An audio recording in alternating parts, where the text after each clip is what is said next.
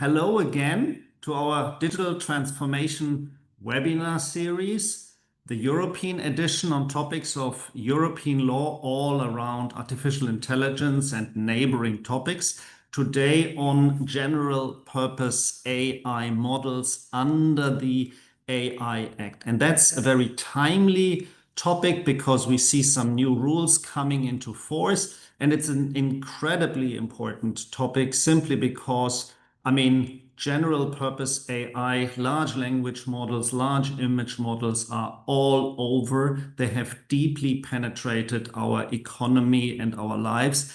And they have migrated into something that is probably a general purpose technology of the same magnitude as energy. And the law is really trying to get their arms around this phenomenon. So on the surface, everybody knows what we are speaking about, but under the hood, it gets very, very complicated. And we want to first get some impression of what we are dealing with, and then we get into the weeds of what makes this really juicy in terms of are we really ready with the obligations under the AI Act coming into force? What are these rules? To whom do they apply simply given the different roles of the different market participants? So there are a lot of different varying topics that we need to look into closer today. And when I say we, it is basically our star speaker, Etienne Touan from our Paris office. He is deeply knowledgeable about all things AI and data, both on the technology side and the legal side. So it's just wonderful to be with you today, Etienne. And it's also a little bit from me in the beginning. So it's the two of us. It's also you, because you can certainly ask questions in the Q&A function of this webinar. You can also shoot questions by email to any of us. Either way, we will deal with these questions if time allows later towards the end of the presentation, or we take them home and just get back to you in writing. And in any event, we will just record this and we'll share the presentation and we'll share some additional material following this presentation right now. And with that, I just jump right into our agenda. So as I said, I make the beginning and lay a little bit the foundation. So what are the relevant pieces here in terms of legislation and accompanying documents and drafts? What is the relevant technology? What is the relevant market composition? What are the relevant players? How do the legislator view at the overall value production chain? How does special specifications, modifications come into play, and how does this change of certain models translate into relevant legal ramifications in all this at the beginning? And then we dive deeper in the legal concepts of all this, and this is something Etienne will focus on. So what are the relevant legal issues that we are facing, and how do they translate into individual topics like obligations, like interface to data protection laws, and how does this translate into the time frame we are currently in and the moving pieces we still have? And I think with that, I would like to jump right into the topic and just give a little bit of an overview, just so that we all know where we are in terms of timing and in terms of the relevant documents. And we all know the Artificial Intelligence Act of the European Union has come into force earlier today with some initial obligations on literacy and forbidden practices. And we all know that the AI Act mainly kind of a risk-based model, and then some very important obligations regarding high-risk applications will come into force at some point middle next year. And the relevant railguards, the relevant junctures in the road with regard to our topic today, general purpose AI, foundational models, they are right before us, and that is 2 August. So in a few weeks' time, when the rules of general purpose AI under the AI Act come into force, footnote, by all likelihood, because there is a certain question mark, and we come to this later in the presentation. But then these new rules only apply to models that will then come on the market, and there will be a grandfathering for all the models that are already into existence. And that grandfathering will come to an end in 2 years' time in August 27. So this 2-year time period, the grace period, is particularly important. And of course, it will be very relevant then to make a distinction. What is an existing model? What will be a new model? So that we know which rule comes into application. So all that will concern us a great deal during this presentation. And then briefly about the relevant documents is, of course, there is the AI Act itself. That is the core body of law. And that just provides already for the, now if you go back one slide, just to continue with the relevant documents. The AI Act itself tries to be as little deterministic in terms of technology terms, but of course has to kind of make a judgment call on certain issues, and we will see what these issues are. But the more granular stuff is to be provided in guidelines.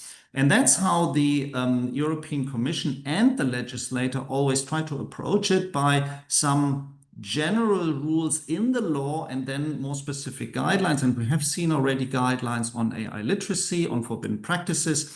But now there are guidelines in the making for general purpose AI. So the noteworthy fact here is that these guidelines are not yet completed, and we are already only a few weeks until the law comes into force. So that is a problem, that the European Commission has not yet just come up with the guidelines, and we put a marker down that this is something I think all industry participants look at, that in the absence of guidelines, the law should already apply, and we will come to this later. And we'll also come back to a second piece of document that is relevant, and that's the so-called Code of Conduct. We have seen already a number of rounds of drafts. Code of Conduct, that is a set of rules that is supposed to be self-imposed by corporations, that is a kind of pre-stated set of rules that corporations are supposed to take on in order to show that they are compliant with the law. Again, we do not yet have the final version, and there is a significant degree of lobbying by different stakeholders, and that is again worth noting, that we are not yet privy to an established code of conduct that allows corporations to, with peace of mind, enter into a self-binding commitment to know where they are sailing at. Again, a significant uncertainty that comes along with the pending just becoming binding of the obligations in early August. We come back to this time frame in a second. And then we move on to look at how the legislator looks at the overall landscape. And that is a particularly important slide because it shows us how the legislator views how all the different pieces fit together. That's the so-called value chain of how artificial intelligence models and systems ripple on in the economy and how it is applied. So in that model, we have in the very first place somebody who creates, brings into existence the models themselves.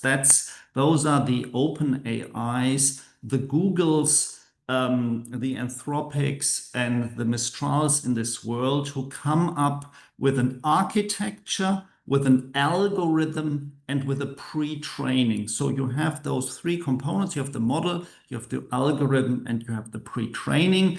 And all this creates something that we call the model that is then presented to the world either by way of open source or by a certain interface, an API, which is a cloud. Well, we have a cloud-based proprietary system, and that can be accessed by others.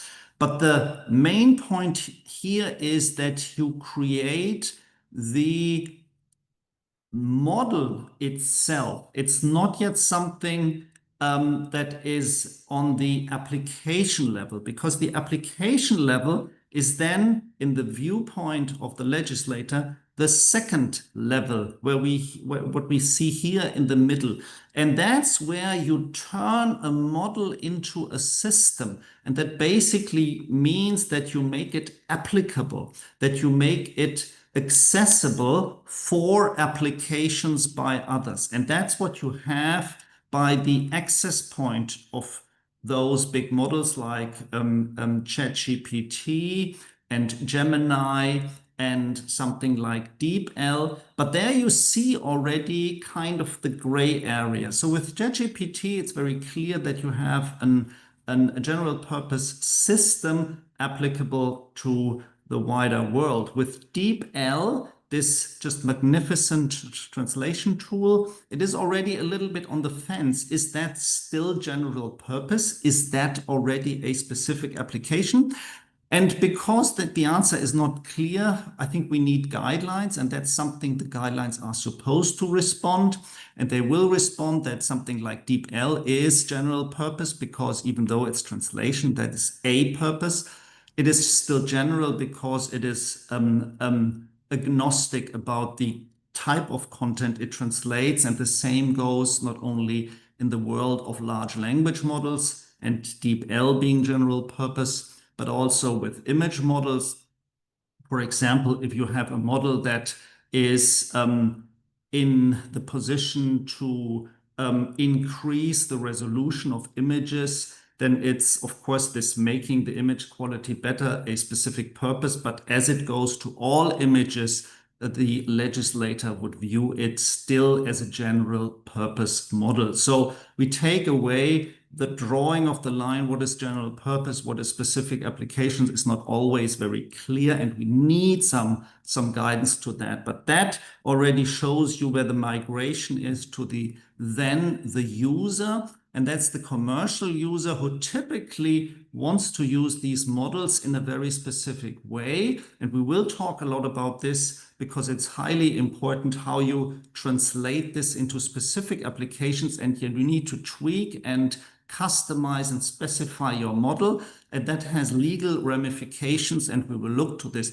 And this specifically modified model is then just made available to an end user, to, let's say, an employee in a company, a customer, or anybody else. And with that, we also take a quick look on the geographical application of how all this is supposed to work. And we only kind of remind ourselves the AI Act wants to be applicable always in geographical terms, namely, in particular here, the lower two bullet point, the output from the system is used in the EU, or a person in the EU is affected by the model. And I think, long story short, you can assume that the AI Act really wants to have an ubiquitous application in terms of geography. And we also go briefly into a little bit of the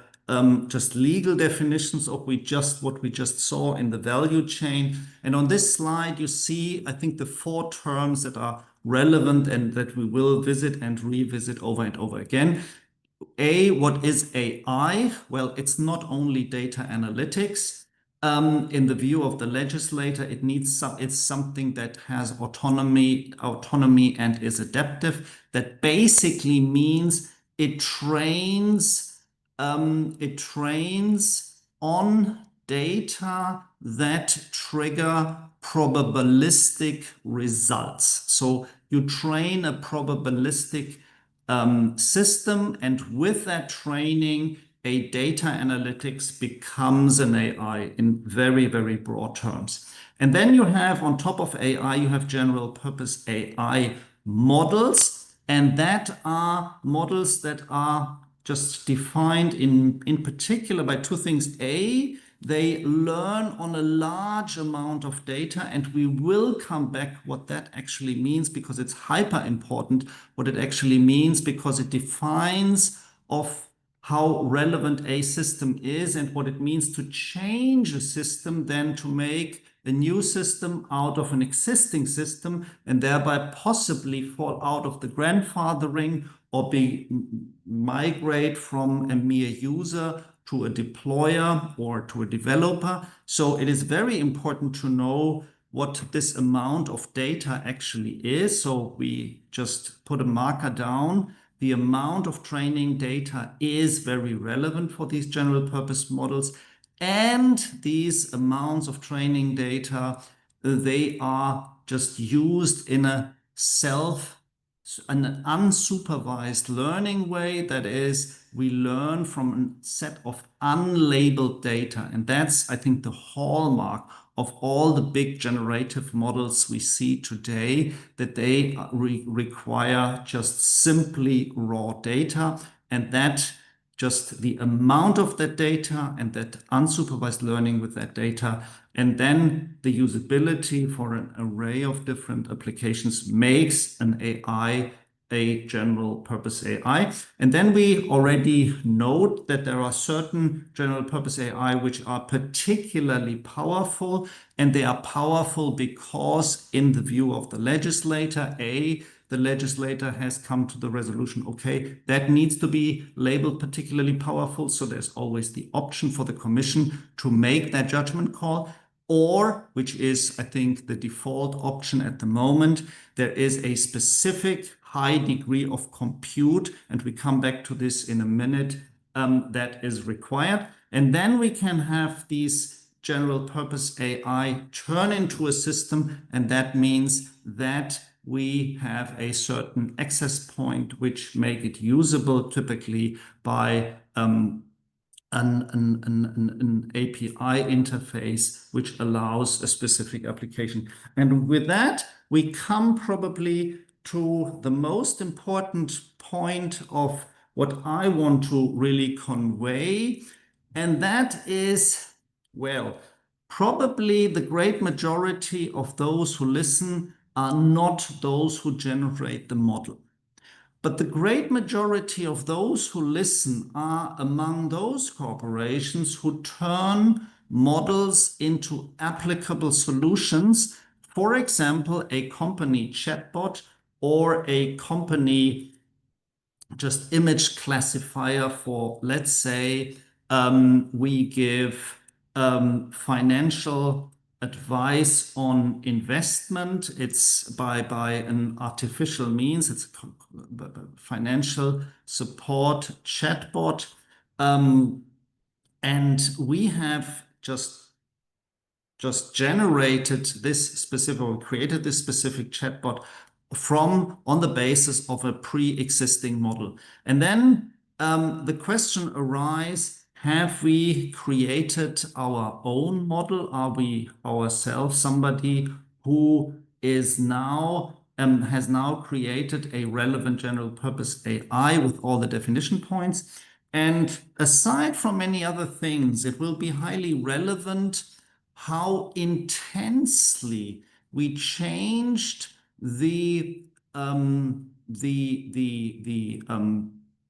so-called weights of the model system. That basically means the way the model calculates, and every model calculates by what we know as parameter, and parameter is only a term for the summation of underlying weights, and these are billions and trillions of mini small calculations.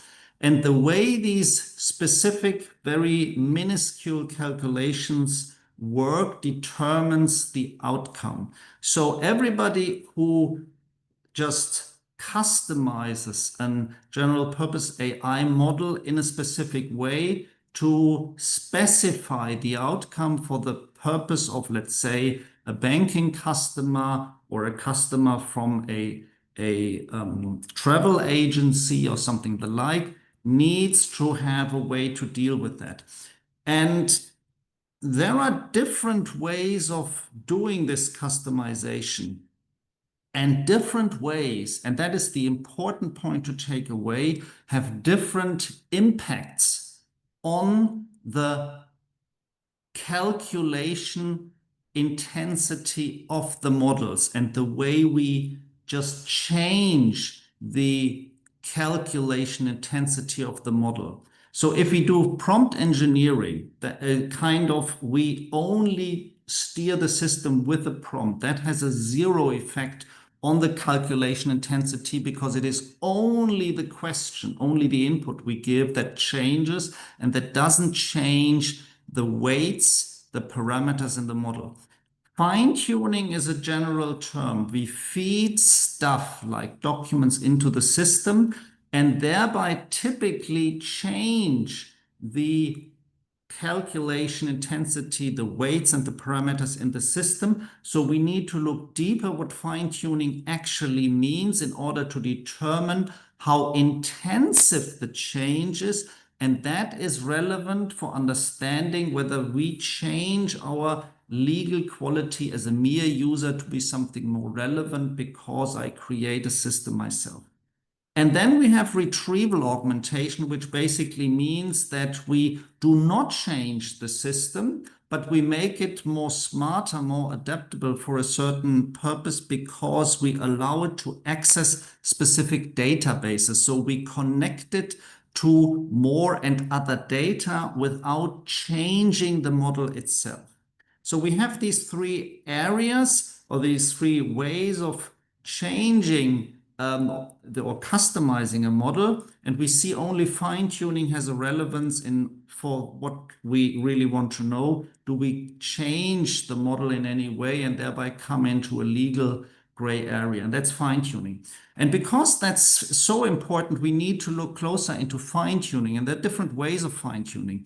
And of course, people have thought a lot about how to do fine-tuning with lowering the impact on the calculation intensity of the model in order to minimize the impact on the change of the weights and the parameters in the system. And one is called very, very just well-known and the most typical out there is low rank adaptation. That basically means we add a cluster of parameters to the model and only just impact those added clusters. That will have typically the aim of being very data simplistic and calculation simplistic in terms of what we add. So that will typically have no relevance in terms of do we create a new version of the model because the impact is too small. And then there are even smaller ways, so quantitative LoRa's or low rank adaptations, and are all means to drive down the change of the system. But then there are on the other side ways to significantly impact the weights in the system. And that's in particular true if we run millions and billions of feedback loops with labeled data, what we call human feedback reinforcement learning, when we tell the system, okay, we have typical customers from 1 to 100, and they would expect answers in such and such way. And then we run and run and run billions of a time the system in order to adjust the weights to make it more adaptive to the expectation of a specific customer. And then we need to look specifically into how data and calculation intensive that is, because that may then get into relevant legal areas. And then, of course, there are all other ways of apps building, but largely they typically only wrap new models around an existing models. I just mentioned this to make us, I think, cognizant of the need to look closer into all these changes. And with that, I think I have already just laid the groundwork for grandfathering and conclude with the risks that the legislator sees that then need to be addressed. And those risks are those that we have with all just AI, and in particular the explainability and the opaqueness of the system, but there are some specific one. And one is emergent capabilities of large amounts of data. With upscaling, I think the uncertainty of what we can actually predict and whether there are any emergent risk scenarios that we do not anticipate just increases. The risk of hallucination increases due to scale if it is not countermeasured, but that's a very kind of significant one. We have, of course, the risk, not only the risk, but the obvious harm scenario that data are misappropriated. We have the obvious and pervasive bias risk. And we do have, I think, a very significant risk of alignment drift. That means that even though we intend to make the system aligned with certain values, we struggle to do so as we scale it up. And of course, the biggest one of all, and that's where I think all this legislation circles around it, we may have a single point of failure because so many applications depend on a ground model, and that ground model may have a failure, and then this failure ripples on through the entire system. And these risks, and in particular the last one, this single point of failure, is what the legislator wants to get their arms around. And with that, we dive into the law. And Etienne, that's your just supreme expertise. Over to you. Wow. For someone who's just introducing you, you did it so greatly. I think this is the end of this conference, and we can open to questions. No, I'm joking, but it was absolutely clear, especially on the impact of this awaited guidelines consultation process from the European Commission about GPAI model.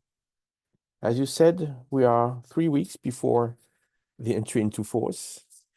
And would you like to maybe describe the grandfathering mechanism that is at stake starting from August 2? And then after I will jump in some legal details. Oh, absolutely. Happy to do that. So basically, and what all I meant to say was laying the groundwork for actually this. So the new rules come or are supposed to come into force 2nd of August, but they only apply to models that are then new going forward. Those existing models on the market by 2 August, they benefit from the grandfathering. And that grandfathering then opens a 2-year time window until August 27, when all general purpose AI model need to be compliant with the law. That leads to the extremely relevant question, what is new after August 25? And new is if you increase the training compute by 30%. So if you change 30% of, in very rough terms, if you change 30% of the training data or the compute necessary to get your arms around the training data to suck it into the system.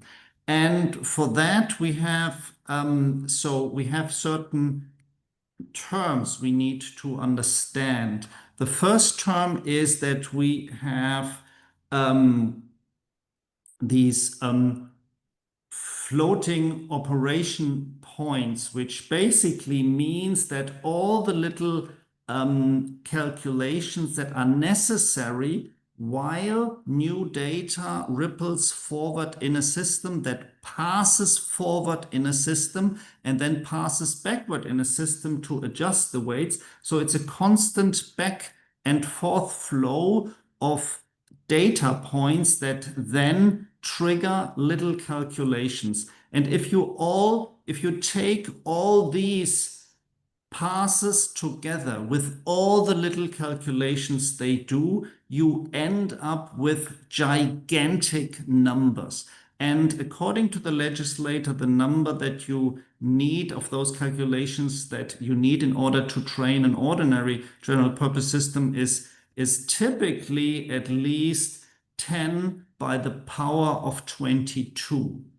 And that means if you have then change of 1/3, that you have 3 times 10 by the power of 21. So that's not 22, but 21. And then you calculation of how that actually is. We calculate these floating operation points, and the answer is, well, you do it either hardware focused or you do it architecture focused. If you do it hardware focused, you look at the number of CPUs, you look at the utilization of these CPUs, and you look at the time you utilize them, and then you have an application that will be provided for in the guidelines.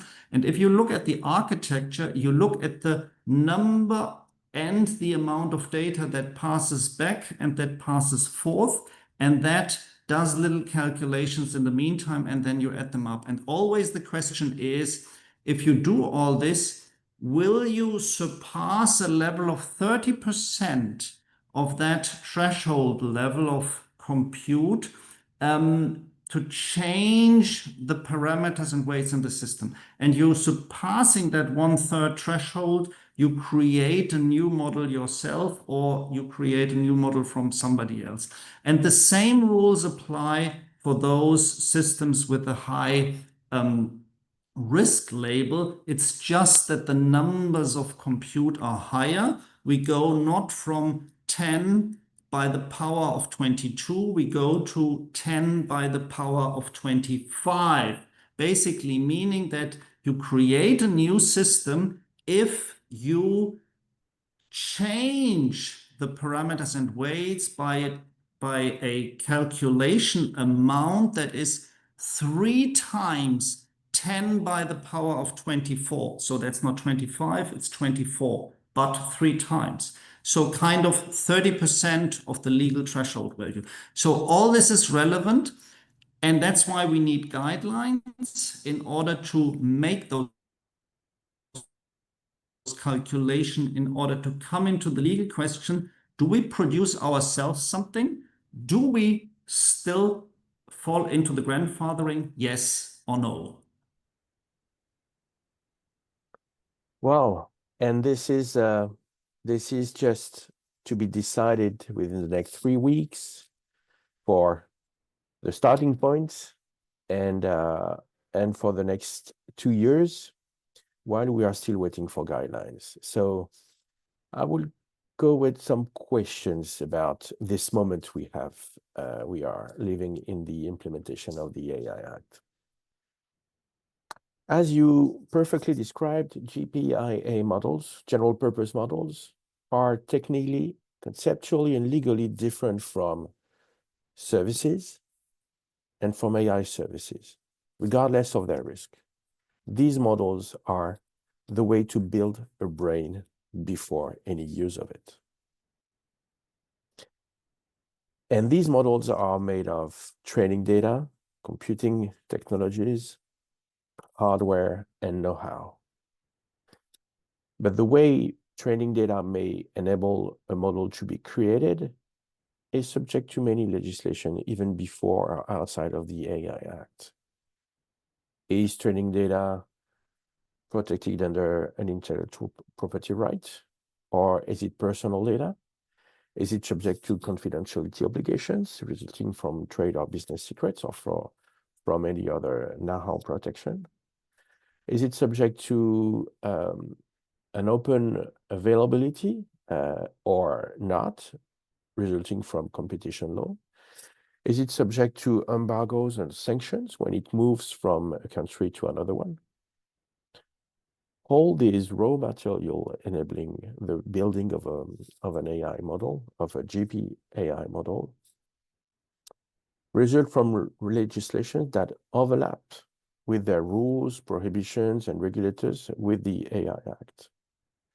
So it's quite interesting to see that while the EU Commission is about, hopefully, to issue guidance on the building of GPAI, the elephant in the room is that some other regulators, legislations apply to these models that are above the AI Act, subject to lots of rules because of training data protection or usability.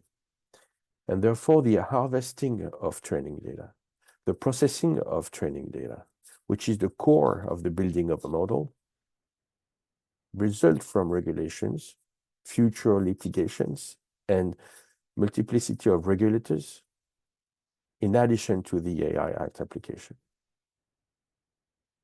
So the way the AI Act regulates this model is just a part of the way these models will be governed by multiple legislation at training data level. The other stake of those questions of GPAI model regulation is that they convey systemic risks for everybody. If the general purpose AI model is biased under the AI Act, it may mean that any downstream use of a model may be biased also. And therefore, even if you are not a model company, even if you don't create a general purpose AI model, you will be impacted by their potential biases.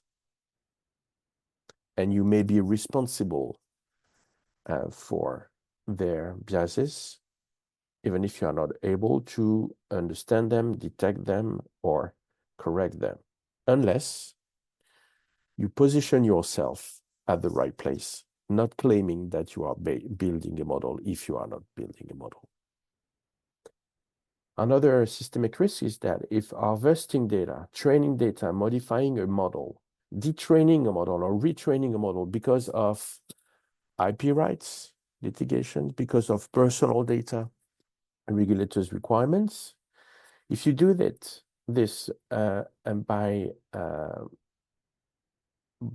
through your activities, and if these detraining modification of a model are not properly addressed by other regulators outside of the EU AI office, then the resulting services that are the after model creation systems resulting from models will still be insecure and delayed until clarification may result from, for example, the European Court of Justice.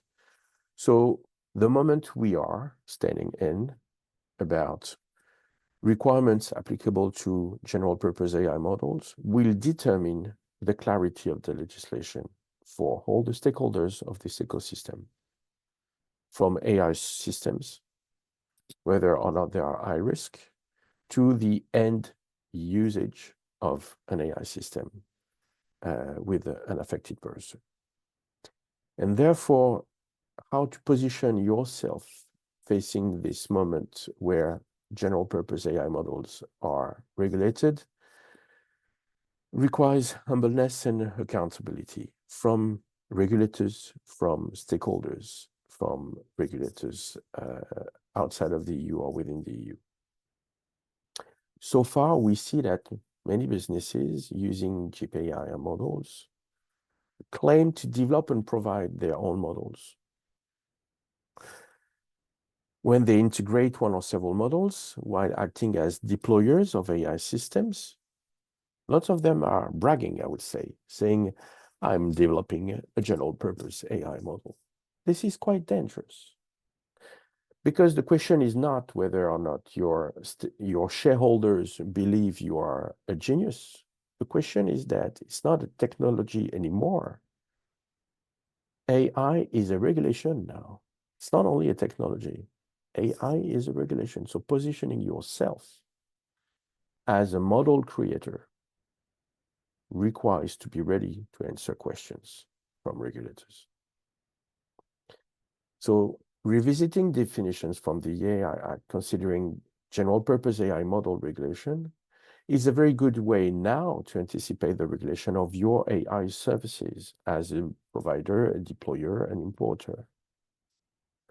But the more we hear companies claiming that they are building a model above the usual suspects that you've been describing, Leo, the big model creators, has to be considered twice, especially when these technical criteria you've just been describing are at stake. Do you really operate systems that have a computing power of 10 by the force of 25?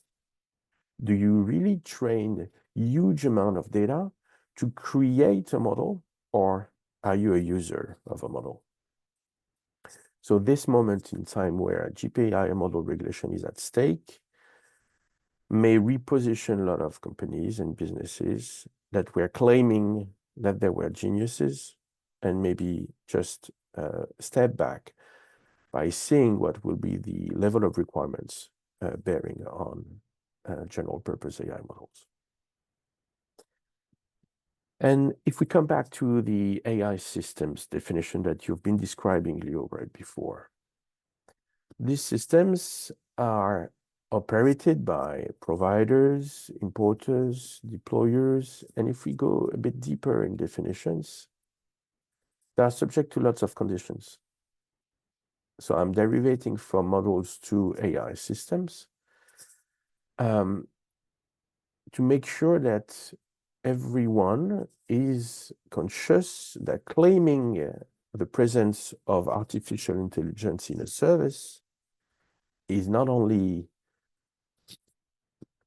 fun, it requires to comply with legal obligations. And for instance, in the insurance sector, in the banking sector, when you do credit scoring, when you anticipate a risk, you may rely on hundreds of thousands of criteria determining the amount of a fee, the level of a price that have been built for decades by mathematicians, actuarians, specialists of markets, with no single piece of artificial intelligence in it. So before claiming you are creating a model or even you are using an AI system, it is time now to reconsider exactly these claims because of this discussion that goes into details about the characteristics of general purpose AI models in order to reconsider your position as a user of an AI system and not the creator of a model. For example, inference, where you could claim that there is a deduction with a certain level of autonomy between some criteria that may designate a suggestion or a recommendation resulting from data, inference and correlation between data and the weights that are provided to training data when building a GPAI model is different from the inference you will use when using a model resulting from your prompt on an AI system. So the output resulting from the meeting between your prompt and an AI model is just using the AI model, not creating a model. Another condition defining AI systems is the generation of results that can influence a decision. This is all about the use of AI as a result to change the world, to provide knowledge, to improve the understanding of a situation, of an image, to create some content. And the generation of information resulting from an AI system is absolutely not the result of your activity if you are just a user of this system. So the question of your position in the artificial intelligence ecosystem is more than ever to be reconsidered when you see the level of requirements that will bear on general purpose AI models. And only a few companies, I would say less than 50, in Europe could claim they built models really covered by the general purpose AI models, resulting from various industries dedicated to a specific range of data. Most of these companies use machine learning, deep learning, expert systems to analyze data and produce results. But you can do that for the use or conception of an AI system resulting from general purpose AI models. Just using machine learning doesn't lead immediately to the creation of a model. It can be the improvement of a model or the specialization of a model to shape an AI system, but not to create or modify substantially a model. So going through this definition, let's just remind that there is no artificial intelligence in everything. The hype with AI doesn't mean that everybody is able to create AI or even use artificial intelligence. I was reminding what insurance sector is about. It's about risk prediction, and it has been resulting for years on calculation without any level of autonomy. So who am I in this legal environment? What is my legal qualification? Once again, I'd like to come back to some definitions. A provider of an AI model or an AI system is someone who develops or has developed an AI model or an AI system placed on the market or put into service.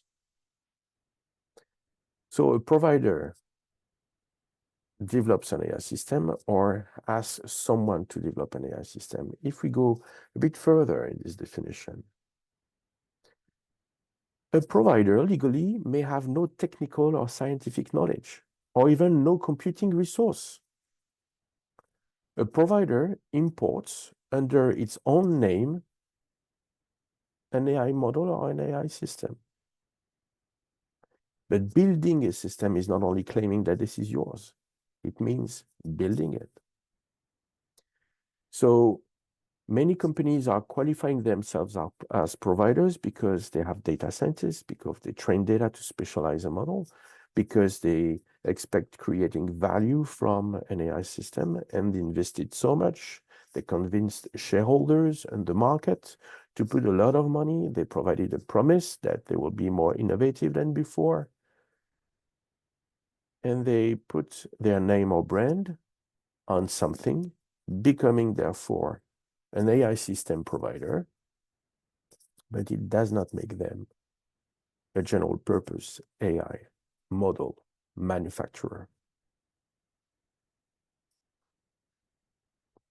Importer is almost as a provider, but when you are an importer, you label your AI system with the name of a third party outside of the EU.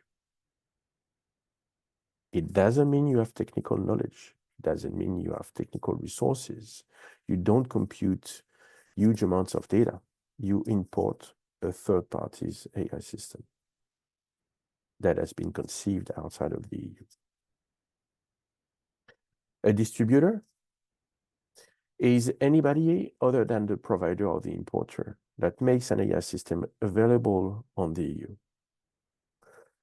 Defining your position, your legal qualification is very important since it will define your obligations.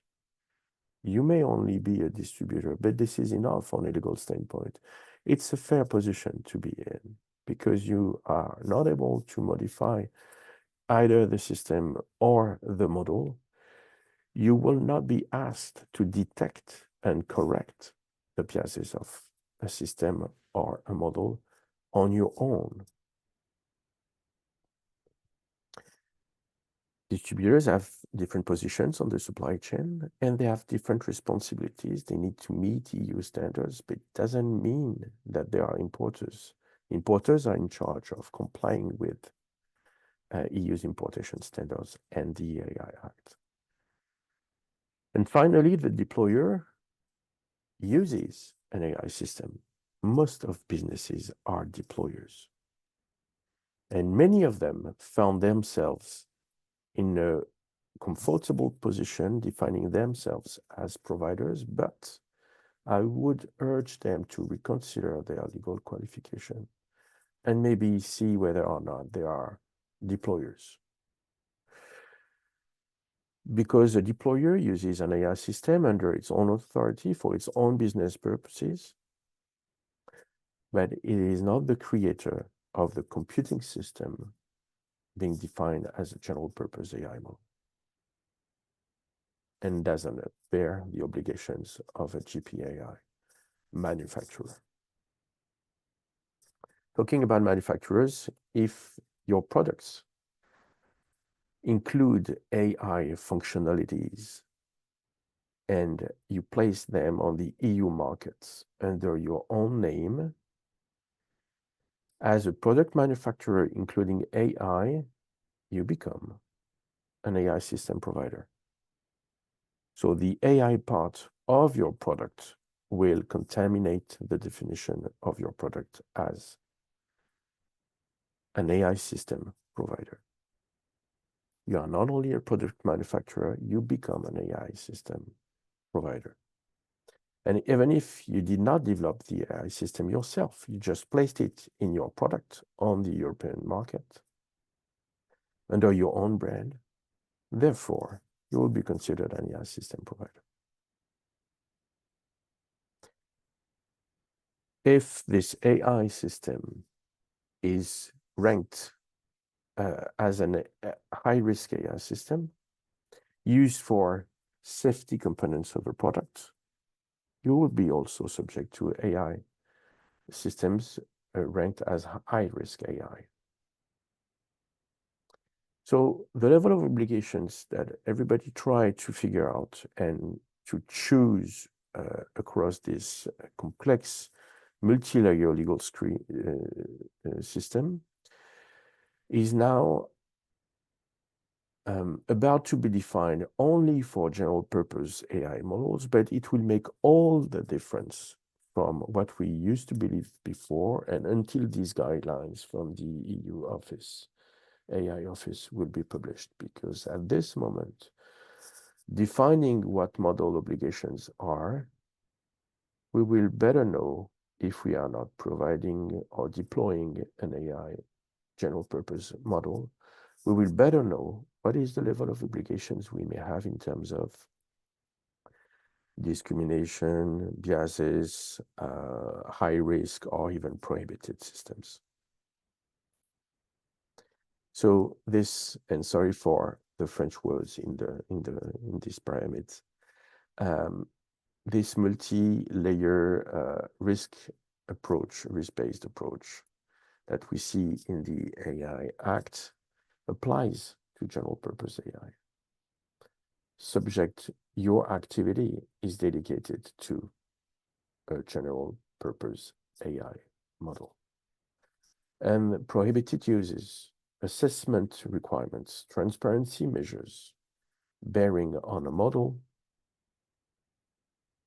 should not be extended to your activity as an AI system provider or deployer if you are not generating a general purpose AI model.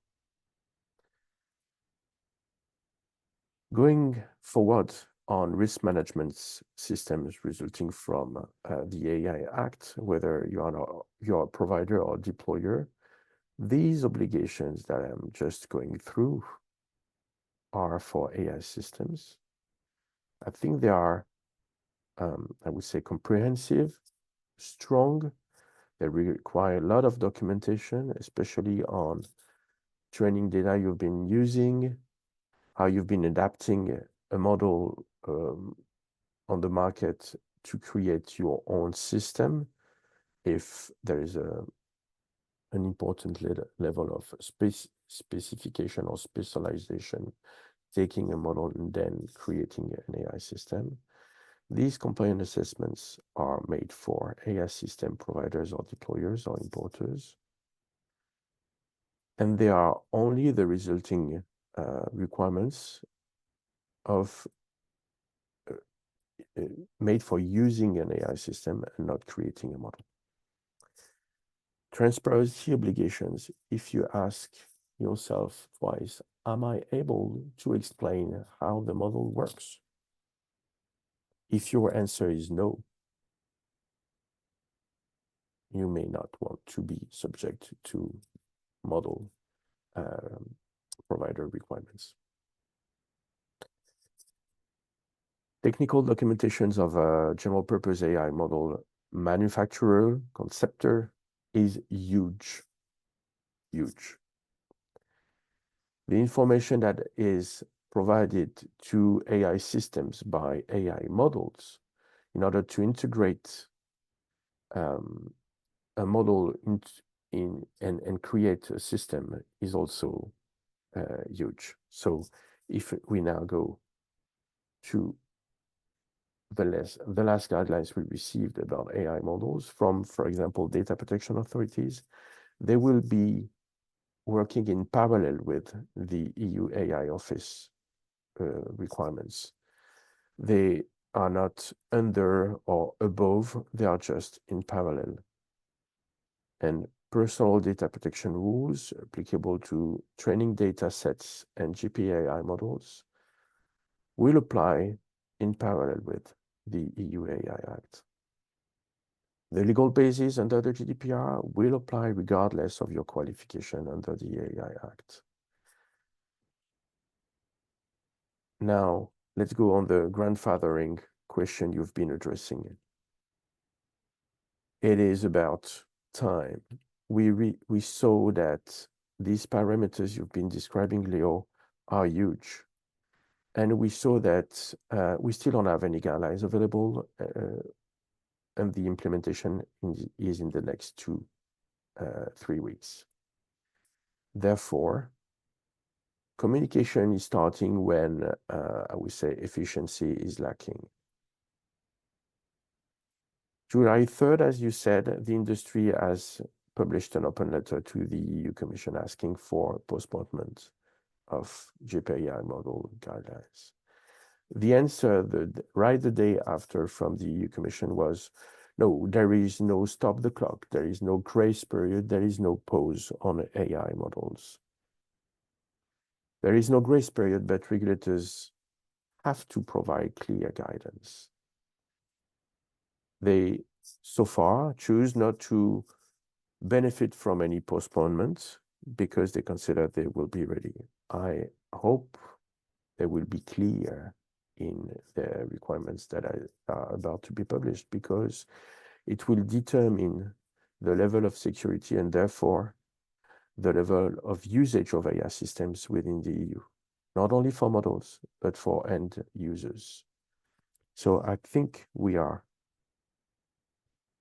about to finish. Leo, how can we comment this moment in time? Thank you, Etienne, and thank you everybody for listening.